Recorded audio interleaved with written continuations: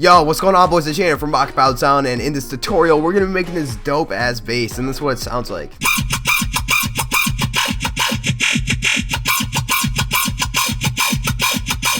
So obviously, there's a lot that we can do with it. It sounds really cool, right? This bass, I have to give credit where it's due because I was actually heavily inspired by one of Flumpy's sounds, and his links are going to be in the description below. He's a really awesome music producer. Check him out. But other than that, we're gonna start off by initializing the patch. So first things first, if you guys didn't check out the last video where we give away a MIDI keyboard, we're doing a MIDI keyboard giveaway, 49 key. You're missing out. If you guys didn't do it, then there's something wrong with you. We're giving away a MIDI keyboard for free. So I mean, if you don't do it, I don't know why you wouldn't. So yeah, anyways, we're gonna be using a 2 oscillator setup, and we're gonna be running FM, or frequency modulation, from our host, which is going to be a Monster 5 waveform. So if we quickly do a little overview, it's a very vocal, kind of growly waveform. So we're going to be using frequency modulation to create a nice little effect here with a saw. So oscillator B, we can either just leave it on our initialized patch, or we can just go ahead and go basic shapes, and go to our second wavetable position, and we get, once again, a saw waveform. But we're going to turn the saw, or oscillator B's level, all the way down because oscillator A is going to be our host for the frequency modulation. So we're going to go ahead and turn up this FM. You guys are probably like, alright, I don't know where you're going with this, Shane, but hear me out, hear me out. So normally what we do is we have a sine, or well, if we're creating a metallic bass, we have a sine as our host, and then a wavetable with a lot more information in it, such as like Monster 5, for example. And then we create a pitch differential to create a nice like harmonic metallic sound. But instead, with this sound, since we're using a kind of like the opposite, a waveform that has a lot more information in it as the host, and then one of the basic shapes as the signal, we start to create a much more interesting sound that you typically hear. Now, hear me out. This is what we're going to do. We're going to go ahead and turn down oscillator A's octave down 2 and oscillator B's up 3. So automatically there is a 5 octave difference.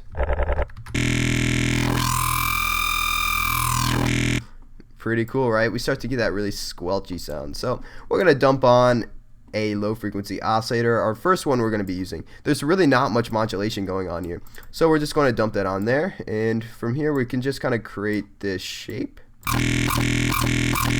Turn on trigger, maybe yeah, put on 1/4.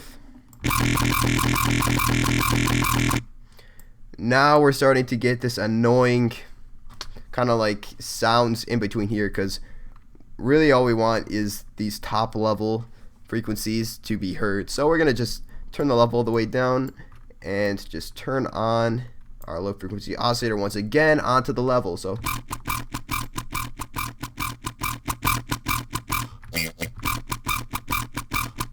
that sounds pretty good, right? Well, it's starting to sound a lot closer to our original sound. So anyways, we're gonna turn on a high pass 24. Now from here we're just going to turn on this cutoff, turn up the resonance first, and then so now we can kind of hear the presence that the filter has on the sound. So we're just cutting out the low frequency in the bass. So it creates kind of like a vocal sound almost. We're just going to turn this up. So automatically we are just creating a lot more full of a sound. So yeah, this is just kind of shaping the sound a little bit more. We can turn up the fat. Other than that, now we're gonna get into the effects. The effects are probably the biggest piece of the sound, because right now we can hear it, but it's not 100% there to where we want it. So the effects, we're just going to turn on our hyper and dimension. The mix, we're gonna leave it around here, and then now all we have to do is just turn on this rate. That way we have a very small effect, but it does sound pretty good. Same with the dimension, we're just going to turn on the size a little bit and turn up the mix. Okay, now we're starting to get somewhere. So all we're going to do here is just turn on our distortion, maybe turn on soft clip, just turn the drive all the way up. And before we go any further, we're just going to turn on, not our reverb, our filter, drag it all the way up to the top, and we're just going to select in the miscellaneous. That was not right. I completely butchered that word. But we're just going to select our reverb filter. And the reverb filter is going to be perfect because we're going to be, it's almost like, it's emulating a reverb, but it's not having the full reverb effect that has the decay and such. So this is why reverb is probably one of my favorite filters. We could just go like, and now we are basically right about near where we want it. So the final piece for the first half of the effects, we're just going to turn on our flanger filter, and we're just going to turn on this rate, turn the phase all the way down, and just turn the mix to about 50%, I would say. That sounds pretty good, right? Now onto the phaser. The sound is missing a lot of lower end, and what we're gonna do to kind of compensate for this is we're gonna create almost like a guitar amp effect. So we're gonna turn down the rate once again, kind of like we did with the flanger, but we're just gonna turn on the depth.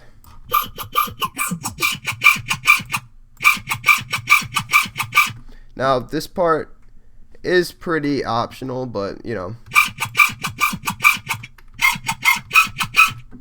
alright, so that's enough with that. We're just going to turn on our compressor, turn on a multiband, even out these frequencies. Okay. Finally, we'll just turn on reverb.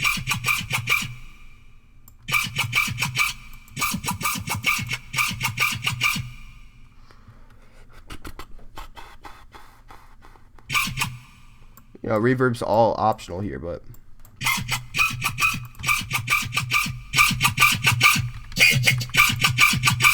and then of course we can just do this once again.